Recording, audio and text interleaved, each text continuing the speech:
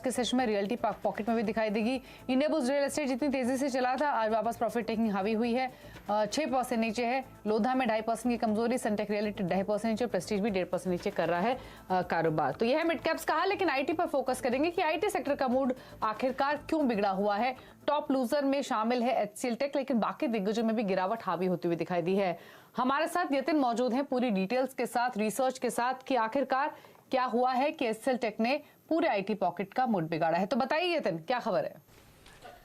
Good afternoon. देखिए, जहां तक कि आईटी सेक्टर का सवाल है, क्लियरली एचसीएल टेक्नोलॉजीज आज 7% नीचे है और लगभग डेज लो पे कारोबार कर रहा है। और इसका मेन रीजन ये है कि एचसीएल टेक्नोलॉजीज ने जो अमेरिका में रोड शो किया था, वो रोड शो के दौरान कंपनी ने अपने इन्वेस्टर्स को ये बताया कि जो इनका गाइडेंस था, जो दूसरी तिमाही में इन्होंने रिवाइज भी किया था ऊपर की तरफ, अब उनका कहना यह है कि जो गाइडेंस हमने रिवाइज किया था उसके लोअर एंड तक ग्रोथ आपको होती हुई दिखाई देगी। तो क्लियरली ये गाइडेंस कट की तरीके से बाजार ले रहा है, क्योंकि जो रीजंस हैं जिसकी वजह से गाइडेंस में आपको नरमी दिख रही है एचसीएल टेक्नोलॉजीज की तरफ से, उसका कारण है कि यूएस और यूरोपियन मार्केट्स में स्लो डाउन दिखाई दे रहा है।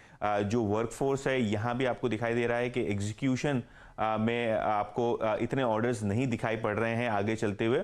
और शायद ये धीमापन जो आईटी सेक्टर में भापा है और जो स्लो डाउन आगे चलते हुए आ सकता है, यूएस में रिसेशन की जो बातें चल रही है, इसका असर आपको आईटी कंपनीज पे होता हुआ दिखाई देगा।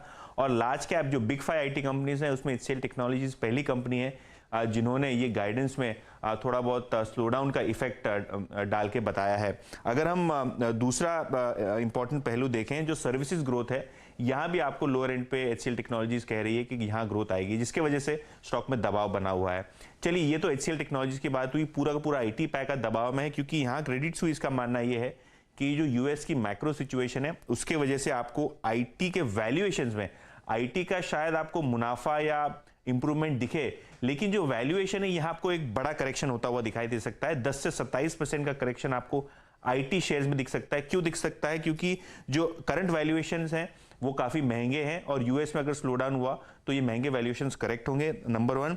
नंबर 2, उनका ये मानना ये है कि जो वैल्यूएशन की बैंड है वो प्रीमियम पे है और कहीं ना कहीं इनको लगता है कि एचसीएल टेक्नोलॉजीज में आपको 20% का करेक्शन, इन्फोसिस में 15% का करेक्शन, विप्रो में 15% का करेक्शन और टीसीएस में वैल्यूएशन में लगभग 8% का करेक्शन आपको देखने को मिल सकता है। तो कहीं ना कहीं ये जो स्लो डाउन है उसके चक्कर में आज आईटी शेयर में जमकर बिकवाली हो रही है।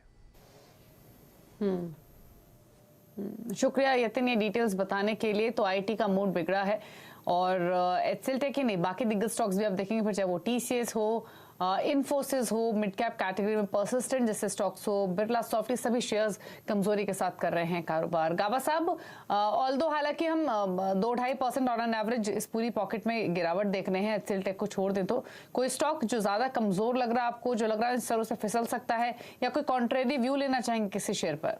नहीं, कॉन्ट्रेरी तो नहीं लूंगा। मुझे लगता है कि इन्फोसिस पर मेक और ब्रेक जोन पर था कल और वो ब्रीच हो चुका, तो पॉसिबल है कि इन्फोसिस में थोड़ी वीकनेस है।